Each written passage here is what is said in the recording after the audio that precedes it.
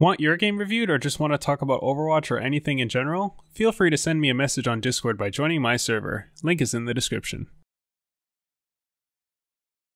So after using the practice range for some time, you may be thinking to yourself, I want something better than this. The hitboxes on the bots are just too big. You think you may not be getting as efficient practice in the practice range and want to change it up a little bit. While the practice range can be very good for practicing your aim, some people may find that using other methods as a more efficient use of their time. So in this video, we're going to be going over the advanced ways of improving your aim. So before we would go into the practice range, but this time we're going to be going into the arcade and creating a custom game. The best thing about this is that we have presets now, which is pretty awesome. Presets will save our custom game settings, which will make it really easy to set up again after finishing a session of practicing. Now, you can always do the classic Ana headshot only. The exercise is by no means bad, but I have a couple different variations that you can do in order to practice other skills. The settings for these different exercises are pretty much made so that you don't have to worry about dying and will allow you to focus purely on aiming. Typically, I'll add Ana, Lucio, and Soldier 76 bots and leave it at that, but you could add whichever bots you like. But you may have to remember to disable some of their abilities in the Heroes tab. One thing to make sure to do is to save your settings after you set them up. I'm about to show you a couple of different settings that I use for different exercises, and if you would like to copy them, then make sure that you save them after you're done copying them. Otherwise, when you are finished with practicing and you exit your custom game, the settings will not be saved and you'll have to set it up all over again. For long range practice, you can use these settings. Generally, I like to do this on Temple of Anubis due to the long range that you have. You can turn headshots only off to make it a little bit easier if you would like, but with Widowmaker, you generally want to get headshots, so I personally keep it on. One thing you have to make sure is that you do not have skirmish mode on, otherwise the bots won't group up like this. Also, if you manage to stay in this lobby for too long, it'll actually kick you out and you'll have to remake it again, but if you save the presets, it shouldn't be too big of an issue. For flicking or point and click aim, you can do the classic Ana headshot only. Anas cannot headshot, so it makes it really easy for you to practice your aim, although with the new settings that we have, you can do different variations of this where you can turn off the primary fire of the second team so that none of them can shoot you. For the most part, I like to use these custom game settings. As long as you have the same settings, everything should be fine here. Although I like to use this for tracking, this could honestly be used for anything. General aim, that being point and click aim, tracking, or flicking. This is probably the most versatile set of custom game settings, as you can pretty much do anything aside from long range sniping. Using these exercises, you should find that it's a little bit difficult at first, and the reason I like doing these exercises is because the hitboxes are the same as the characters which you'll be facing in a real game. If you continue to grind this out, then you'll definitely get better aim. Something that you should keep in mind though is that you should be making a conscious effort to be as precise as possible when you're doing these exercises. It's not a bad idea to actually record your sessions and go over them to see if there's any glaring issues with your aim. Perhaps you're always overshooting your target or perhaps undershooting your target. Perhaps you need to move your hand a little bit faster or slower, or maybe adjust your sensitivity a little bit. Also, just because you think you're good at the practice range doesn't mean you can't always go back to it. It's always good to go back to the basics and polish up on your aim. Some of the ideas for these exercises came from a Reddit thread I found the other day, so that thread will be down in the description. If you would like to see more videos by me, feel free to subscribe. If you'd like to support me even further, then go ahead and check out my Patreon page. And if you would like to talk about Overwatch or have me review one of your games, then feel free to join the Discord. All the links will be down below. Thanks for watching.